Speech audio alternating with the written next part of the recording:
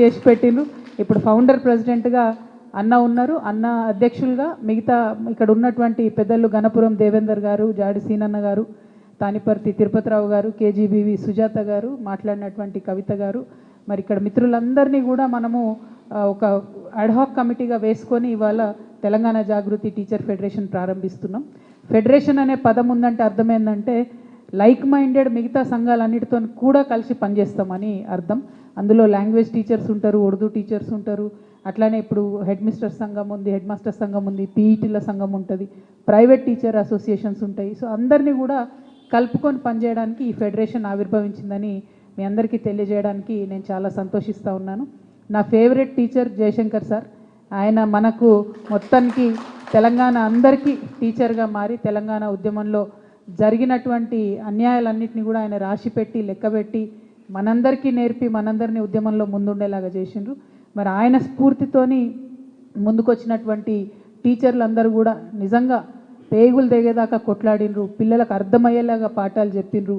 ఆనాడు ఆంధ్ర నిర్బంధంలో కూడా మన మ్యాప్ మనకు సపరేట్గా బోర్డుల మీద వేసినటువంటి టీచర్లు ఉన్నారు, జయ జయ హే తెలంగాణ పాటలు పాడించినటువంటి టీచర్లు ఉన్నారు, తెలంగాణ పేరు మీద క్విజులు పెట్టి పిల్లల్లో తెలంగాణ భావజాల వ్యాప్తి కోసం కృషి చేసినటువంటి టీచర్లు ఉన్నారు. ఒకటి కాదు, రెండు కాదు, అనేకమైనటువంటి విధాలుగా తెలంగాణ భావజాలాన్ని వ్యాప్తి చేయడంలో టీచర్ల పాత్ర మరవలేందని మళ్ళొకసారి నేను తెలియజేస్తూ, మరి ఇవాళ అంత గొప్పగా మన రాష్ట్రాన్ని సాధించడంలో భూమిక పోషించినటువంటి ఉపాధ్యాయుల యొక్క సంక్షేమాన్ని, వారి యొక్క గౌరవాన్ని, వారి యొక్క హక్కుల్ని పరిరక్షించాల్సినటువంటి బాధ్యత ఒక సమాజంగా మనందరి మీద కూడా ఉంటుంది.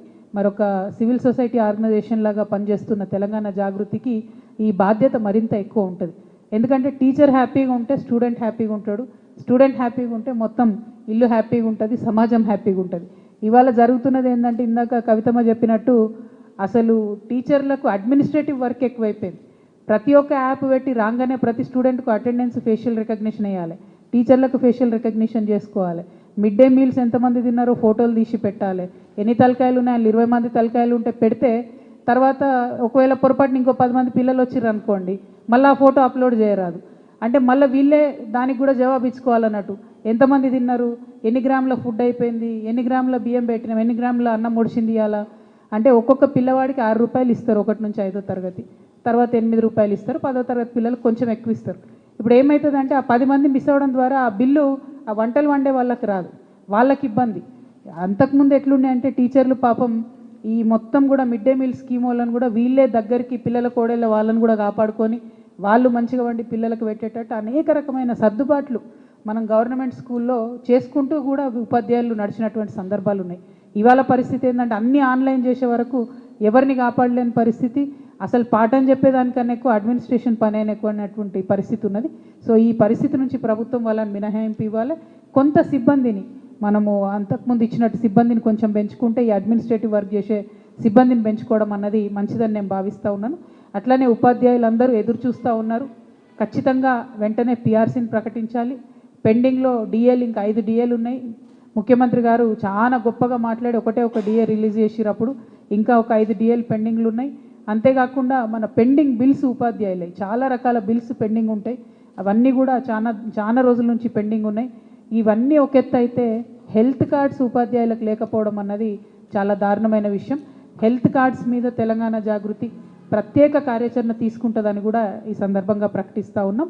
At the same time retire అయినటువంటి ఉపాధ్యాయులదైతే చెప్పుకోరానటువంటి బాధ ఉన్నది. ఎందుకంటే రిటైర్ అయ్యేటటువంటి ప్రభుత్వ ఉద్యోగి ఎవరైనా కూడా ఖచ్చితంగా పిల్లగాని పెళ్లి చేద్దామనో, ఒక పాపకి ఏదైనా బిజినెస్ పెట్టిద్దామనో, లేకపోతే ఇల్లు కట్టుకుందామనో కొంచెం లంప్సమ్ ఒకటేసారి వస్తుందని పాపం రకరకాలుగా ప్లాన్ చేసుకుంటారు. ఇప్పుడు ఆ పరిస్థితి ఏంటంటే ఏది కూడా రానటువంటి పరిస్థితి. అంతకుముందేమో గవర్నమెంట్ని బ్లేమ్ చేసిండ్రు, బీఆర్ఎస్ గవర్నమెంట్ని.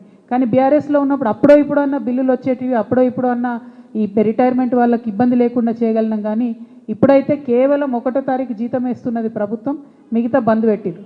అది కూడా ఈ కేజీబీవీలకైతే గత 2 నెలలుగా దసరాకు జీతం లేదు, దీపావళికి జీతం లేదు. మొత్తం మహిళలు పనిచేసేటటువంటి ఇన్స్టిట్యూషన్స్, ఆడపిల్లలు చదువుకునేటటువంటి ఇన్స్టిట్యూషన్స్, దీనిలో చాలా దారుణంగా ఉంది. కాబట్టి ముఖ్యమంత్రి గారు నేను వెంటనే డిమాండ్ చేస్తున్నా, దీపావళి పండగ లోపన్న మా ఆడబిడ్డల కళ్ళల్లో సంతోషాన్ని నింపండి, వెంటనే కేజీబీవీల జీతాలు రిలీజ్ చేయవలసిందిగా నేను గౌరవ ముఖ్యమంత్రి గారిని డిమాండ్ చేస్తూ ఉన్నాను.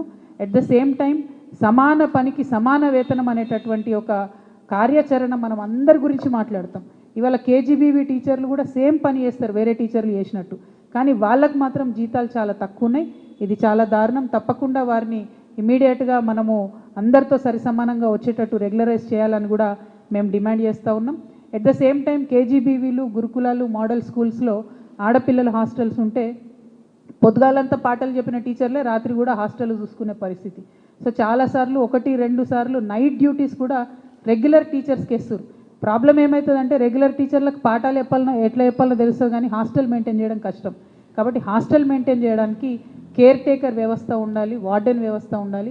దానికి సపరేట్గా రిక్రూట్మెంట్ చేయాలని చెప్పి నేను గవర్నమెంట్ని డిమాండ్ చేస్తూ ఉన్నాను. అట్ ద సేమ్ టైం గురుకుల, మోడల్ స్కూల్ ఉపాధ్యాయులను కూడా వాళ్ళకి ఇప్పుడు సొసైటీ నుంచి జీతాలు ఇస్తున్నాం. అట్లా కాకుండా ప్రభుత్వ ట్రెజరీ నుంచి 010 అనేటటువంటి జీవో కూడా పెండింగ్ ఉన్నది. మోడల్ స్కూల్స్ది ఫైనాన్స్ డిపార్ట్మెంట్లో పెండింగ్ ఉంది.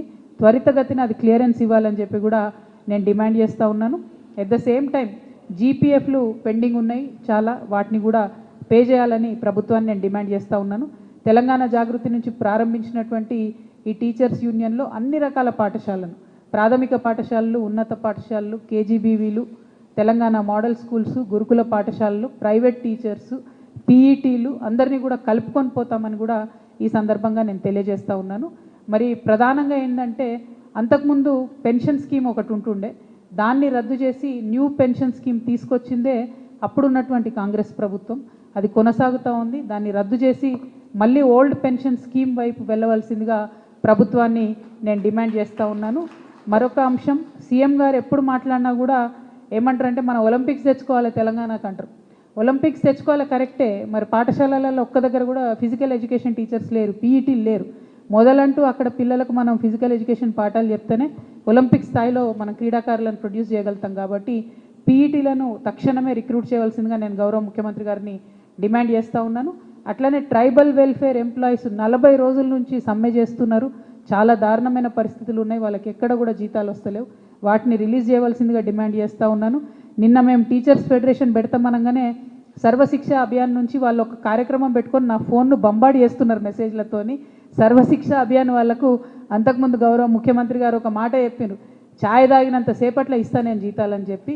మరి ఇంకా ఛాయలు ఎన్ని తాగినో 2 ఏళ్ళ నుంచి నాకు తెలియదు సీఎం గారు, కానీ తొందరగా సర్వశిక్ష అభియాన్ వాళ్ళకు మాత్రం జీతాలు పెంచాలని కూడా డిమాండ్ చేస్తున్నా.